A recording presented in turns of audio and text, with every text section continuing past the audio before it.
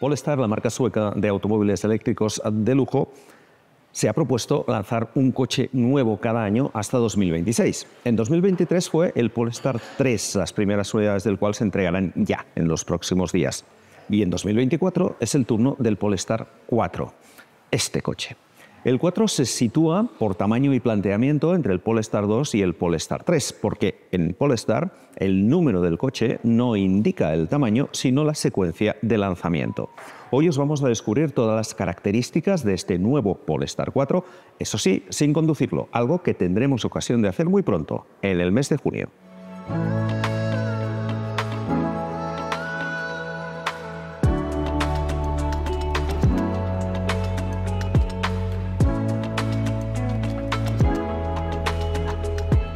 Este tercer modelo eléctrico de Polestar mide 4,84 metros de largo por 2 metros de ancho. Ojo, que con los retrovisores desplegados se va a 2,14 metros y 1,54 de alto. Está por lo tanto más cerca de los 4,90 del Polestar 3 que de los 4,60 del Polestar 2 y tiene una distancia entre ejes generosa de 3 metros exactos. Y es que, en contra de lo que podría parecer lógico, este coche no utiliza ninguna de las plataformas de sus hermanos ya existentes, sino una tercera, la primera propia de la marca. El frontal es muy afilado, muy aerodinámico, muy limpio. Hay dos características aquí. La primera es que prescinde del alerón integrado que sí tiene el Polestar 3. Y la segunda es que el martillo de las luces diurnas, en este caso, está partido. En el resto de Polestar, estas dos partes lumínicas están juntas en un único elemento, mientras que aquí tenemos esta franja del color de la carrocería que pasa en medio. La parte de refrigeración la tenemos abajo, es una parrilla no muy grande, como corresponde a un coche 100% eléctrico. La aerodinámica es lo primero que viene a la cabeza cuando vemos el lateral de este coche por las formas que tiene, pues la manera como está construido este pilar A, por los elementos integrados. Ahora las manecillas están fuera, pero quedan integradas dentro. También los cristales están completamente enrasados. Además, este coche es un coupé crossover, esta nueva moda que existe ahora de los coupés con este aspecto un poco de todoterreno y sobre todo con 4 puertas. Pero un coupé que se precie, entre otras características, debe tener puertas sin marco. Y este coche tiene puertas sin marco. Como veis, el cristal baja, no queda el marco aquí. Esta es una característica, insisto, habitual en las carrocerías coupé que este coche respeta. Vamos a la parte trasera, que es sin duda la más sorprendente. Antes os diré que las llantas pueden ser de 20 o de 22 pulgadas. Diseño minimalista en esta parte trasera, con esta línea de luz que atraviesa el coche de lado a lado y sobre todo con el elemento que yo creo que generará más controversia aquí detrás, que es la ausencia de la luneta, sustituida por una pieza de plástico. Es una idea nueva, es un tema estrictamente de diseño. También es cierto que al ser de plástico pesa menos que la luneta de cristal, pero en cualquier caso es una apuesta estrictamente de diseño. Como os podéis imaginar, al no existir luneta no tenemos visión directa, retrovisión convencional, pero eso se soluciona, y ya lo veréis después dentro, por la presencia de estas cámaras de aquí arriba. Esta solución, inédita en la industria, se justifica para poder ofrecer un techo de cristal más largo, que por cierto tiene un efecto electrocrómico opcional para oscurecerse a voluntad del usuario.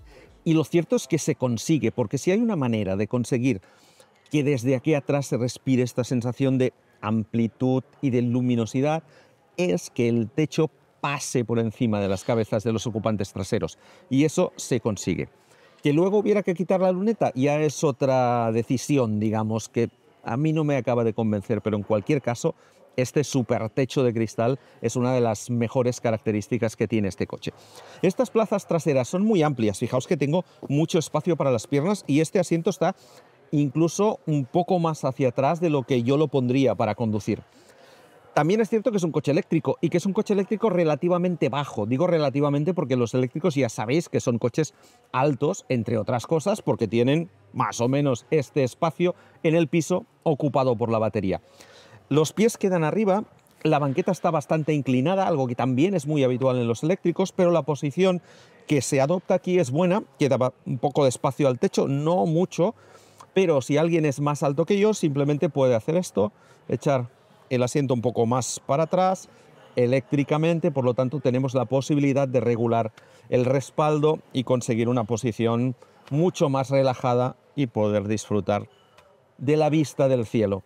Son plazas relativamente anchas, aunque como es habitual en la mayoría de los coches modernos, con esta plaza central un poquito más estrecha. Si replegamos esto, vemos que esta zona es un poco más corta de banqueta y que el respaldo es mucho más duro que este, que yo estoy disfrutando ahora mismo.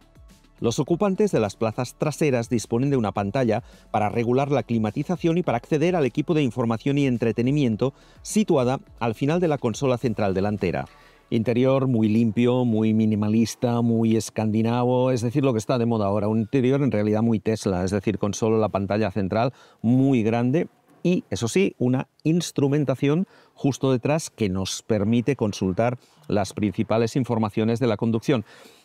A mí estos coches que prescinden de esta instrumentación no me gustan, por lo tanto me encanta que Polestar haya mantenido, a pesar de que pasa absolutamente todo por la pantalla, y esto es ya casi inevitable, esta instrumentación detrás del volante para no tener que estar girando la cabeza constantemente consultando, por ejemplo, la velocidad también en la pantalla central. Punto a favor.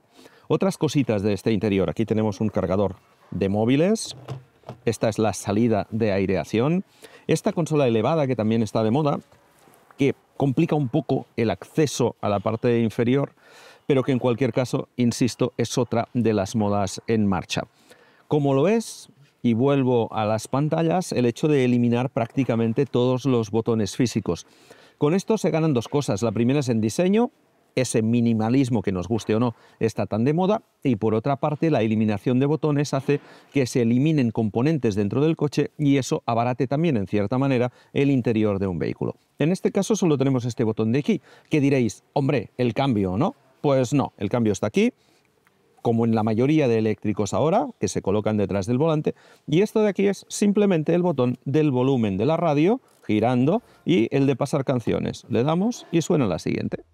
El cuadro de instrumentos digital de 10,2 pulgadas se complementa con un head-up display con una zona de proyección de 14,7 pulgadas y una función inteligente de modo nieve que cambia el color del texto de blanco a amarillo en entornos nevados.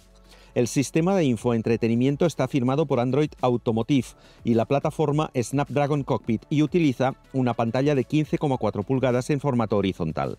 Cuenta con los servicios de Google integrados, incluyendo Google Assistant, Google Maps y Google Play.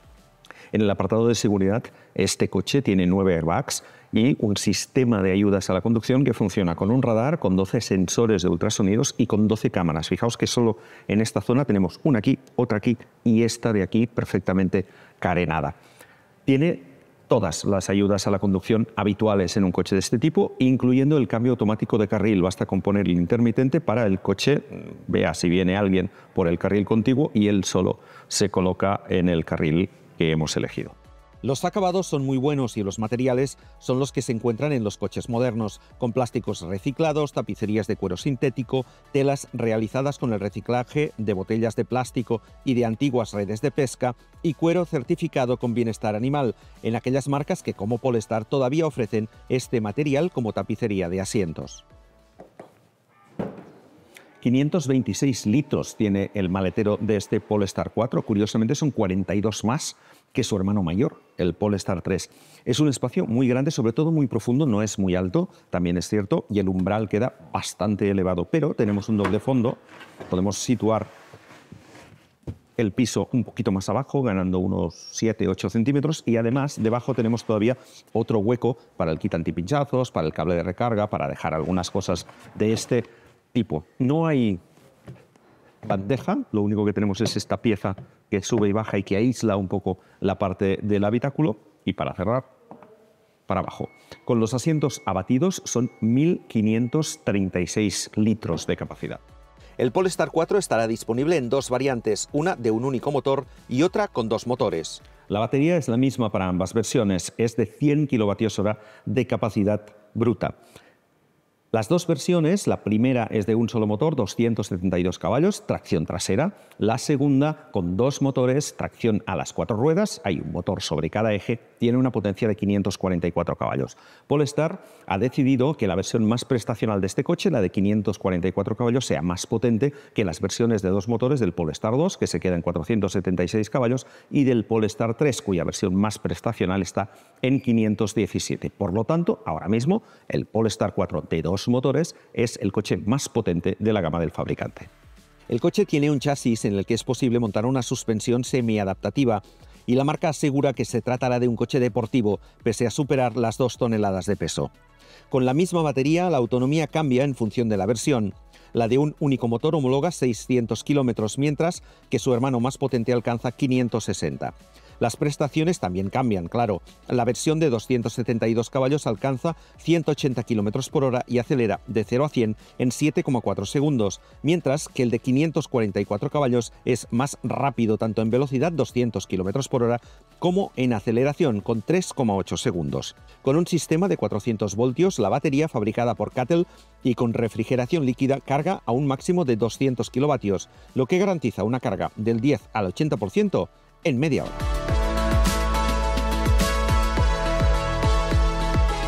Si os habéis enamorado del Polestar 4, que es perfectamente posible porque realmente es un coche fantástico, debéis saber que ya está a la venta y que las primeras entregas se realizarán en el mes de julio, es decir, antes del verano. Precios para la versión de 272 caballos y de un solo motor, 65.900 euros. Para la versión de dos motores, 7.000 más, 72.900. Insisto, ya está a la venta.